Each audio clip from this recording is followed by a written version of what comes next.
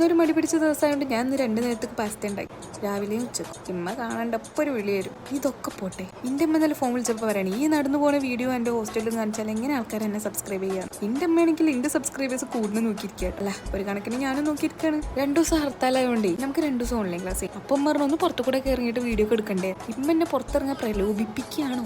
എന്തൊക്കെ പറഞ്ഞാലും ഞാൻ അമ്മയുടെ അടുത്ത് സമയമല്ല എന്ന് പറഞ്ഞപ്പോൾ ഉമ്മ എൻ്റെ അടുത്ത് പറയാം, ആ 2 ദിവസം ലീവ് ഇട്ടിട്ട് എനിക്ക് പുറത്തിറങ്ങാൻ സമയമല്ല. ഉമ്മ അങ്ങനെ പറഞ്ഞ സ്ഥിതിക്ക് ഇന്ന് നമുക്ക് ഒരു ചായ കുടിക്കാൻ പോകണമല്ലോ. ബൈ ദ വൈ ഇന്ന് ടാക്സി ഇനി. അപ്പോൾ ഞങ്ങൾ ക്ലാസ്സിൽ ഇരുന്ന് തൂങ്ങി നടന്ന് നമ്മൾ സുഡിയോന്റെ ഓപ്പോസിറ്റ് എത്തി. അപ്പോൾ ഒരു ചായ കുടിച്ചൊന്ന് ഉസാരാ വന്നിച്ച്. എവിടെ ഒരു ചായക്കട കയറിയെടുത്ത് ആകെ 4, 5, 6 കട്ട്ലറ്റേ ഉള്ളൂ.